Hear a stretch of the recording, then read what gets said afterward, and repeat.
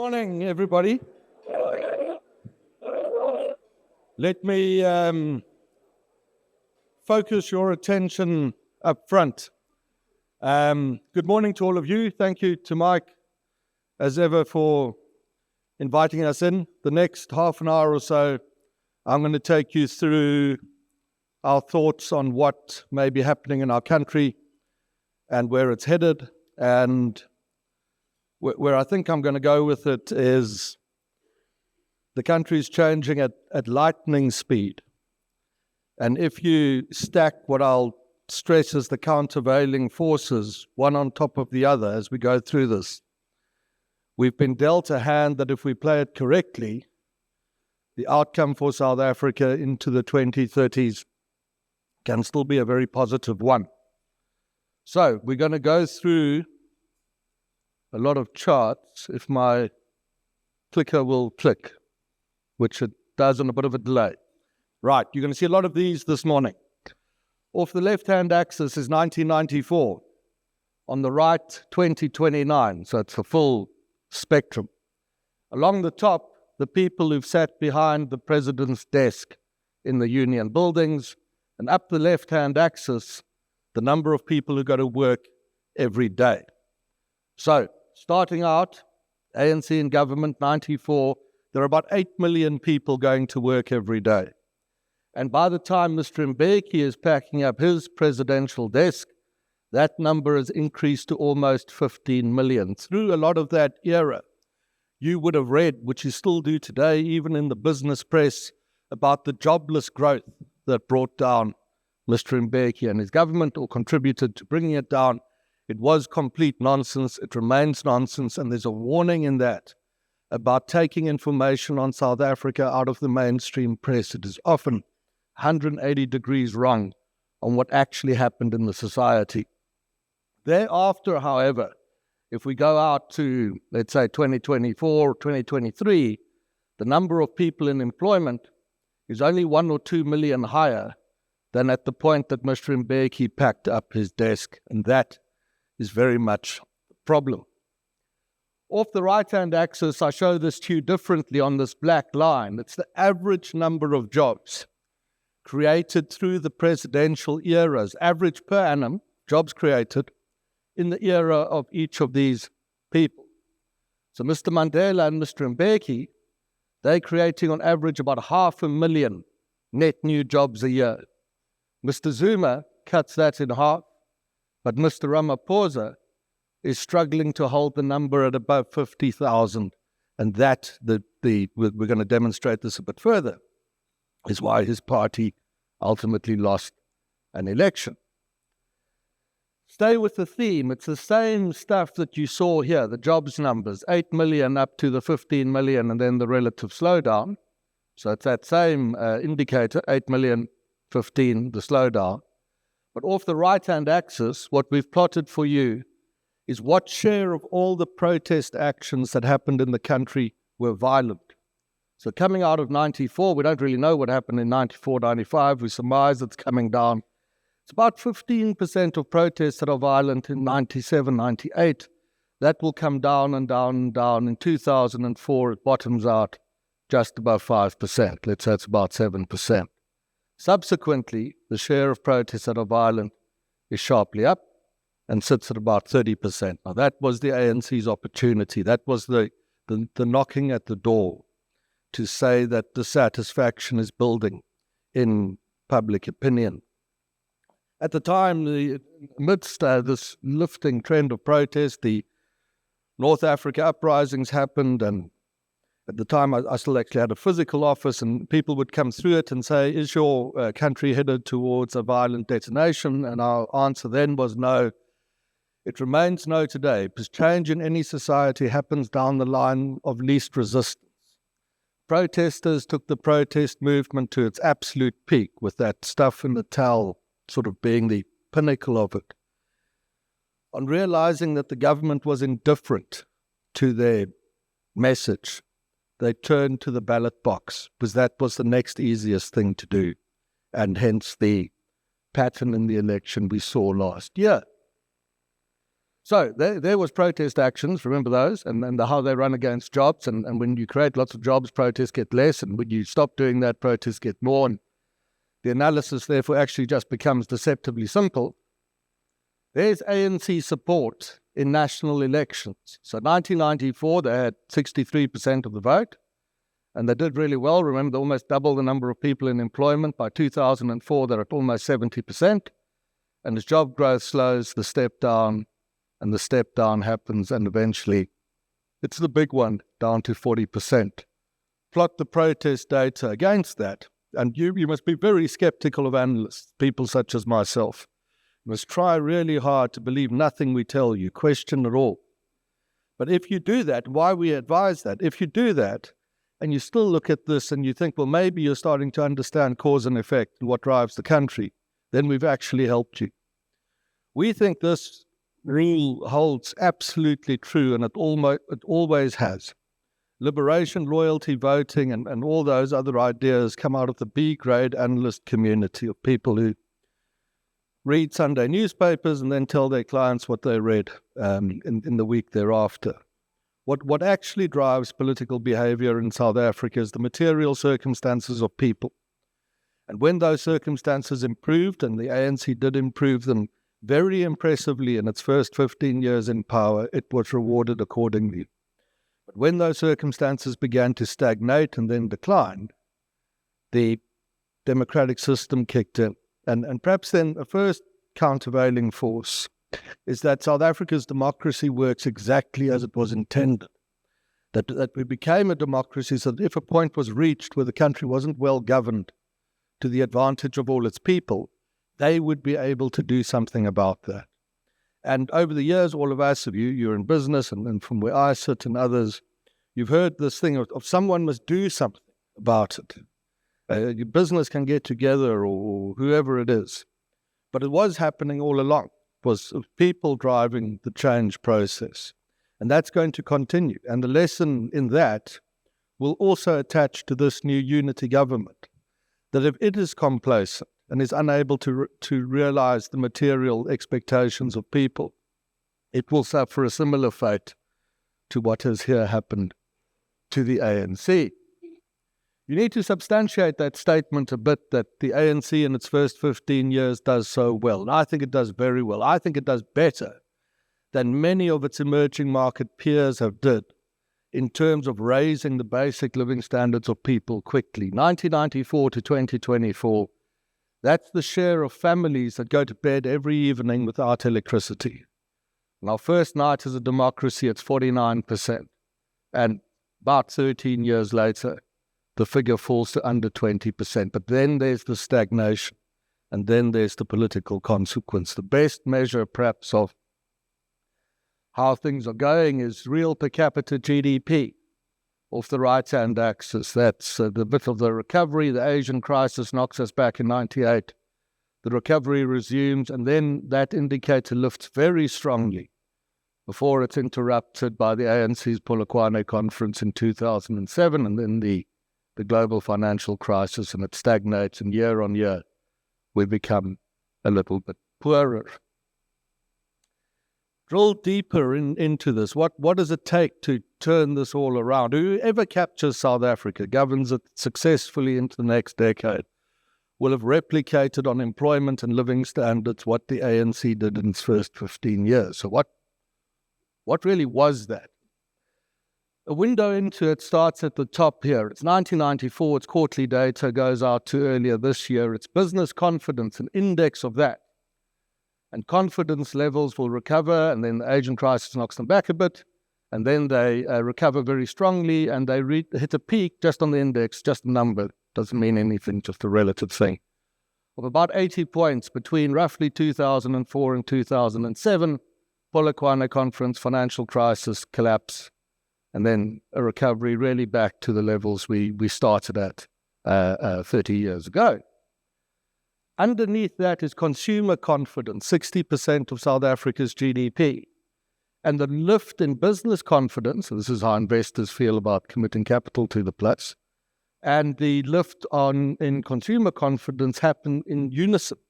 Remember what was happening to consumers there. Interest rates from 94 had been coming off very, very strongly. At the same time, household debt levels inherited in 94 were much lower than those debt levels are today. We'd also, you remember, doubled the number of people in employment. In addition to that, the number of social welfare beneficiaries has increased from 3 to about 10 or 12 million. Financed in the main, just to make the ANC sometimes has governed well point, financed through the saving on the government's interest bill as debt to GDP levels were cut in half. And South Africa at this point records its first sustained multi-year budget surpluses since the formation of the Union. When confidence lifted, economic growth, the same years, does exactly the same thing. And between 2004 and 7, the economy will average a growth rate of around 5% for 4 consecutive years, the first time that had happened since the first half of the 1960s. And ANC support is at its peak, and protest levels, the violent ones, are way down and the country stabilized. Thereafter, control of the economy is lost. The growth rate wobbles along at somewhere in the 1% range for the subsequent decade, and it takes absolutely no analytical skill at all to explain the election result of last year. And if you buy this argument, where things go from here.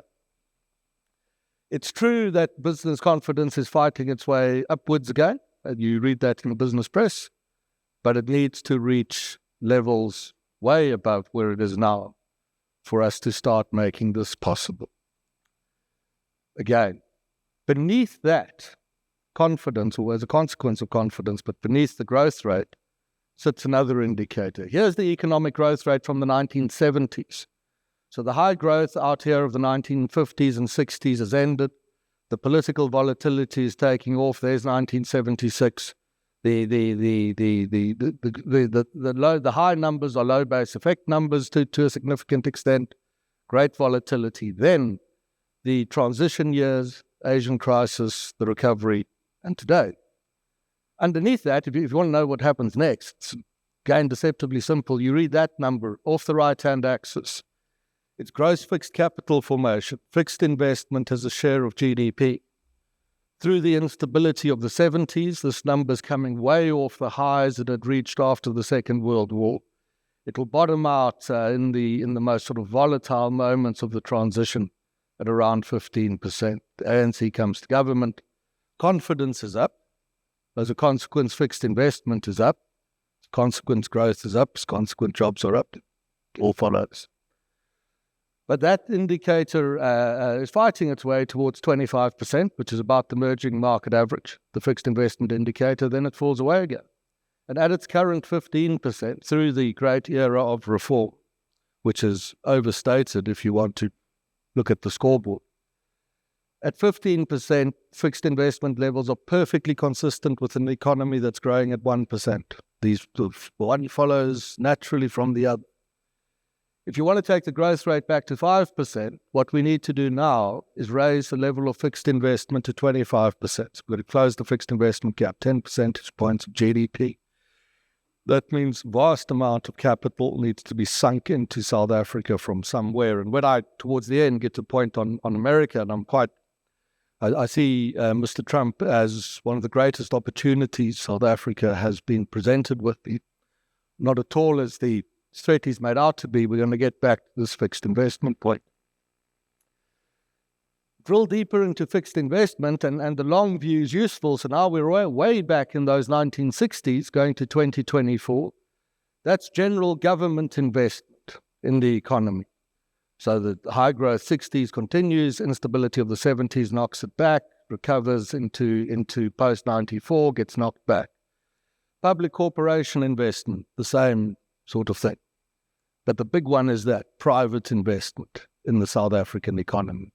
And the massive acceleration stops dead on that 2007 point. There's been the Polokwane conference, the financial crisis, and we've now run out of electricity.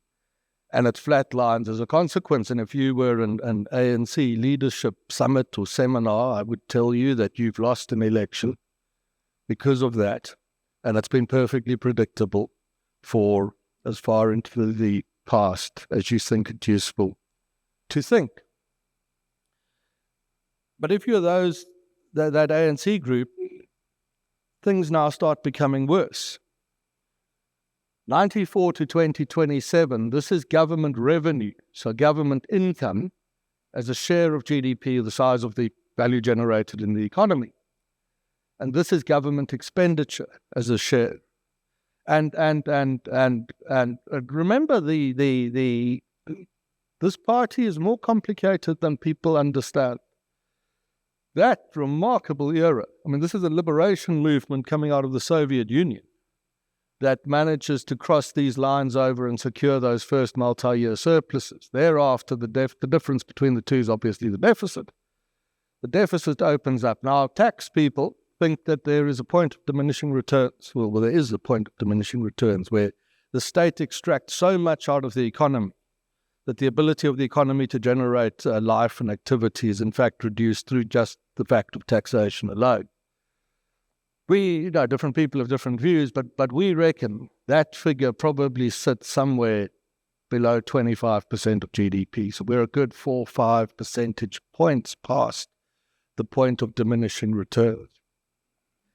There is something here, though, in this data that's another, I'm going to call it another one of the countervailing forces. If you are a Soviet former house liberation movement and you're the first post-colonial administration and you're about to lose an election, the thing that you do is you print money. You print lots of it so that you can create inflation. Because in inflation, you can create desperate poverty, rapid erosion of living standards, and therefore populism, and you can use that to do an end run around elections and the constitution and cling to power. The ANC has not done that. It has attempted instead, in the face of inevitable defeat, and the key people knew, to try to keep a lid on the debt curve and on the deficit. And there are many reasons for that, but one is that even there, and they haven't had a great run of it, there's enough decency left to know that the consequences of burning the house to the ground, which would have been the option to evade the election defeat, is not an option they were prepared to take. So, a few countervailing forces. One, the democracy works exactly as it was intended to. So what's going on around us is the way we set up the 94 system to work. We're fortunate in that because countries can change violently or peacefully. There's not a middle ground. Either the politicians fight with each other in parliament, or as Mike so well set out on the budget, or they're shooting in the streets. And we're in the fortunate minority of emerging markets where the change process is happening through the politicians arguing with each other about the budget, and we're very, very lucky that that is the case for us. In addition, there is still a reluctance to unleash the printing presses on the economy in a desperate bid to cling to power. So you start to now assemble these countervailing forces and add them together. Take a step further from the taxation stuff, and the question is, who really is in command of the country? These are individual taxpayers who actually pay income tax. A vast number of people file returns, but they don't pay tax. There are about 5.5 million people who are paying individual income tax on earnings of less than R500,000 a year, 1 million on earnings of 500 to 750, and there are 861,000 people who are paying income tax of earnings of more than 750,000 a year. Of all income tax receipts, those three columns split like this. 40% is paid by this 5 million people over here, about 10% by that million, but 45% is paid by less than 1 million people. And they are you, the same people that run the businesses that pay corporate tax, and therefore generate the economic activity that makes VAT receipts possible. They're a highly mobile population. They're very, very skilled. They're very good entrepreneurs. But you're still in the room this morning. We all know of our many peers in London and Washington and Perth and elsewhere who've left. And sometimes politicians come to visit one. And I must tell you, the most senior people, if you make this point to them, it has a chilling effect, because pushed too far, the consequences on this are so devastating for national revenue that the prospects of any kind of political recovery or even sustaining at current levels of growth for the ANC are simply not there at all. So add that to the countervailing forces. The balance of power is far more interesting than the idea that the government rules with complete impunity. So where's the political standing? Well, that's the election result, you'll remember, of May 40-22, 9 and 14. At 100 days into the GNU, this is what we had. I chair one of the country's polling groups, so you get to see a lot of people's data. And we thought what was happening, the GNU is an immensely popular thing. It was popular long before the GNU was struck. And if you were in the tent, in the camp, working together, save the country, you were up. And ANC voters particularly, who had been in the last 7 years 5 times disappointed by false reform horizons. They'd been told the story after Zuma, that his defeat is the reform horizon, and Ramaphosa, the party leader, is the reform horizon. And then remember you were told then about the mandate threshold. Ramaphosa couldn't quite move on reform because he needed a mandate threshold in the next election, which some of you know these things are smiling at me. It's just complete crap that. It was just delayed. And it was delayed again and again. But in the minds of many ANC voters, the idea that they'd gone into government with the DA surely demonstrated that this time they were serious and there was this hopefulness of return. 200 days in, no reform has manifested, and the ANC number has sunk back again. These chaps are quietly on the march. And I've abused the data of some of my former colleagues sitting over there, Chris Hudson, etc. Your raw numbers, we've turnout model. And this is some of the stuff you read in the press, but it looks a bit different. The ANC way down at the moment. What we see in the data is, this is important, inside the ANC voting base, for some time we've seen a crack. And the crack sits at about 75-25 of the, so ANC got 40% of the vote. 25% of that's 10% of the electorate. At that point, there's been a crack in the ANC number. And at that crack was marked by people who were answering a lot of poll questions as if they were opposition voters. But they were voting for the ANC, and they were desperately unhappy about the ANC. And what's happened here, for reasons I'm about to go into, is that crack has detached itself from the party. And about 10% of the electorate, that was a quarter of the ANC's vote, has now broken off. And it's thinking about where to go. And from issue to issue and week to week, it's bouncing around. So you're going to see in polls into 2029 that ANC support jumps from 30% to in the low 40s and back, sometimes on a sort of 2-week period. All those numbers are going to be right, because it's that group that's bouncing around. This is why it broke off. These questions were put to ANC voters before the GNU. The points will be put to them. The first is the ANC must remain in power, or there will be chaos and anarchy, and the censor will not hold, and anarchy will be unleashed upon the world.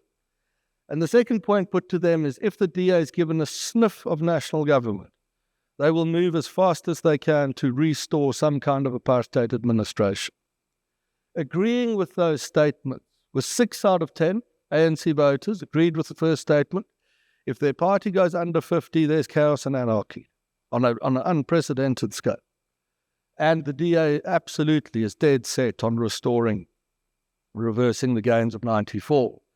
The fact of the GNU, where there was no more chaos and anarchy than on the GNU, and that the DA appeared actually quite meek in government, has diluted that effect. And so where you were an ANC voter who was already deeply disillusioned with your party, but you were sticking in, remember at the crack, you're answering all the questions like an opposition voter, but you're voting ANC. 2 of the key reasons that kept you in the ANC have now fallen away. And so your group has broken off, and they're floating around looking for a new home. The third question that kept them in the ANC was the fact of Cyril Ramaphosa, but he will not be around at the next election. And when that factor is removed as well, the ANC vote, but for something happening in MK or the EFF that sends a bit of a flow back into the ANC vote can go lower and lower and lower. And they're the bits that would disagree.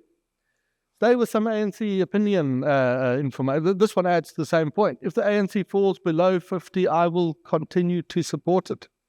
74 said yes, but there's that quarter, roughly, a quarter that said no. And you do vote for the guy that's going to win, because at least they're going to win, and there's something there.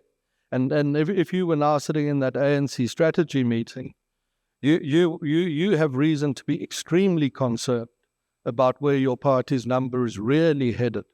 You've lost these first two factors. This is against you. Mr. Ramaphosa is going to leave. You don't have the confidence up to get the investment back. And the pace at which the country might yet change from this point, I think it surprised a lot of people into 2029. For all of that, the ANC remains oriented often against policies and ideas that it needs to recover. And one of those is this mad business of clinging to what we call this tax hike baby for the last 6 months, fighting this desperate action to say that we will increase taxes at all costs, even at the cost of threatening the future of the GNU. So what do their own voters think of this? Well, all voters, middle classes should pay more tax is the question. So it's clear we're not talking about the poor paying more, and that really is a tax on the poor. Yes and no. And in the ANC camp, it splits 3-1 against increasing taxes. And I've sat in meetings with the right people and demonstrated this. One chap had his head in his hands and he said, what are we doing as a party that we are fighting this kind of issue? And still, I'm sure the minister will tell you what's going to happen tomorrow. On something like expropriation, is it a good idea? All voters, 27% say yes, and ANC voters, 29%. That splits 3-1 against, because the aspiration is middle class to own and hold property. And ANC voters are particularly, you're going to see that later, particularly skeptical of their party. And the idea that it might seize and hold property on people's behalf is not an idea that wins with any broad support within that organization. There's that point. Which party do you most associate with the phrase anti-poor? All voters, 39%, this is ANC, so they associate the ANC with that phrase. But amongst ANC voters, it's 58%, because the ANC had great meaning and importance to you, and you care about its success, and therefore you are so very disappointed at the behavior of the party, and therefore so very much more critical of it. And just, imagine from that position, spending 6 weeks arguing for a VAT increase.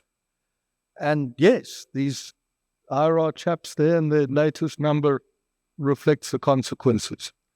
The GNU also was popular before. I'll just show you the data afterwards. At 100 days, 58% of people said 100 days after the GNU's formation, said that the GNU is performing well. At 200 days, it's off to 48%, and it's going to continue dipping in the absence of much higher levels of growth. But the ratios are important, still by, you could argue, margin of whatever it is to 1. South Africans are keen on the GNU. So when you threaten the GNU's future in pursuit of your tax increase, it poisons opinion against your party just at an absolutely accelerating rate. And then this, when we get polls back, we get these massive spreadsheets called data books, and it's thousands of rows and columns of data, and you kind of sift through it and see something. We saw this thing a couple of months ago. We'd seen it coming, and it's perhaps the most amazing thing I've seen.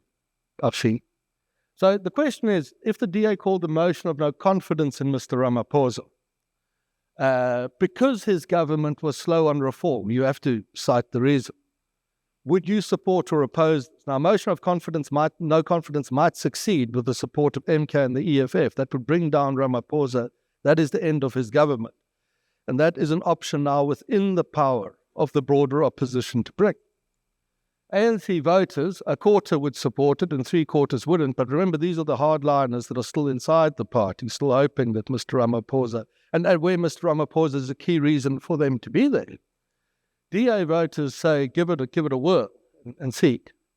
But black voters, look at that. And we never, ever saw that before. Black opinion and ANC opinion was the same opinion in polling of the last 20 years.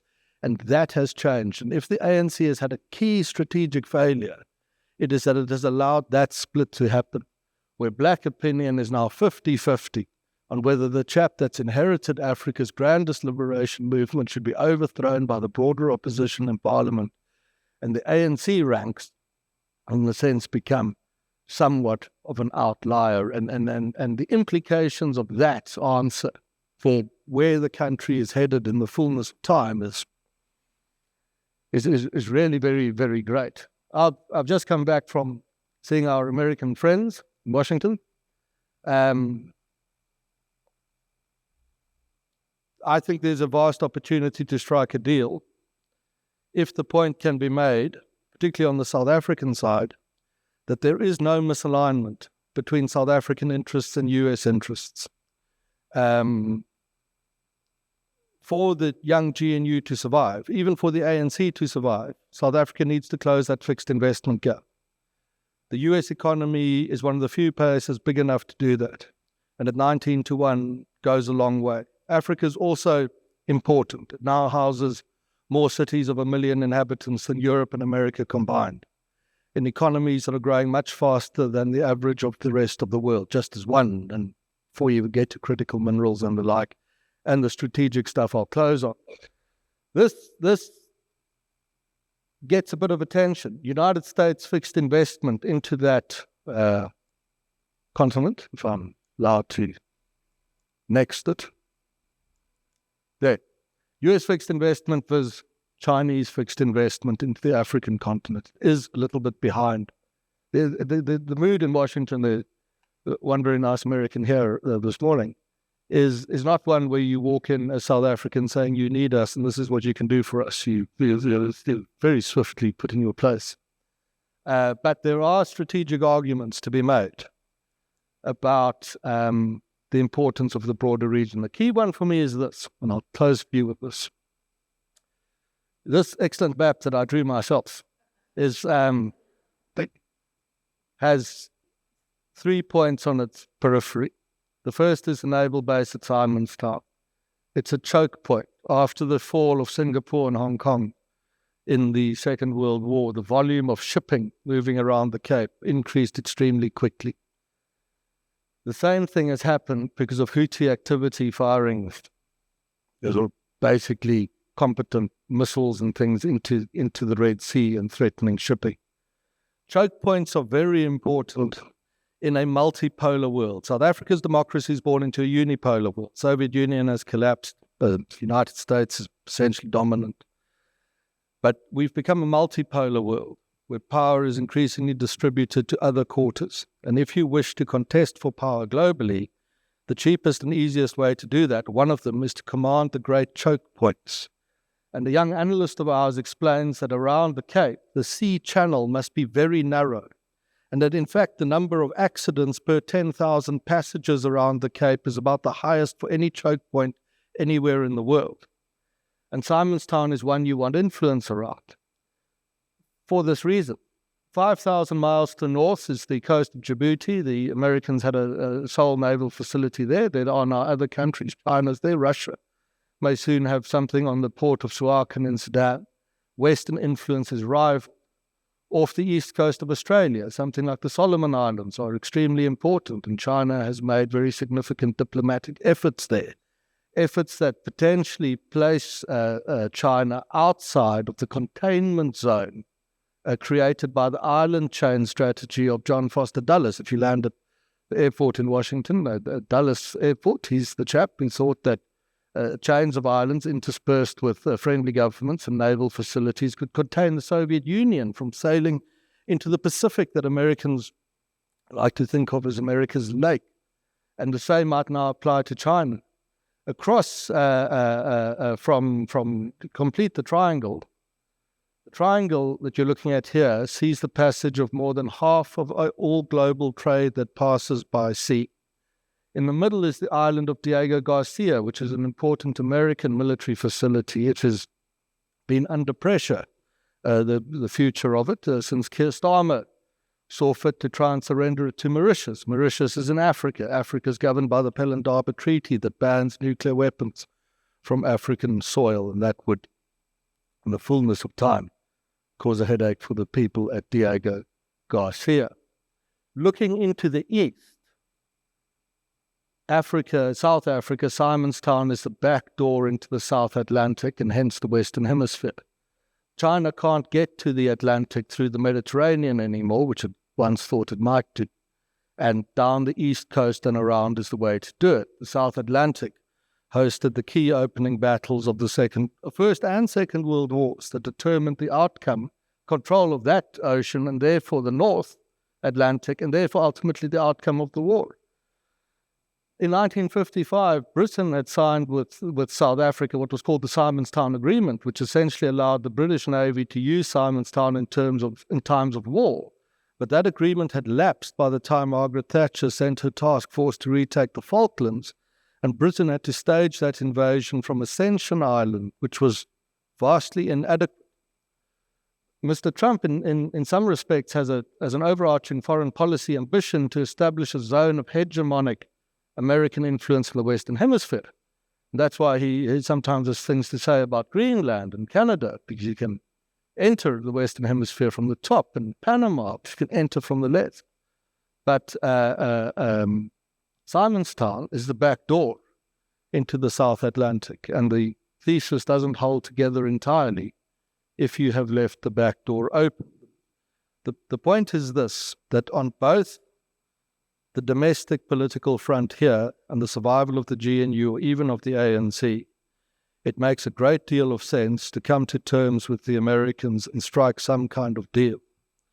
There are strategic interests here for Western democracies. They have fallback positions, Namibia and Angola, and those are not quite as good, but they might be adequate.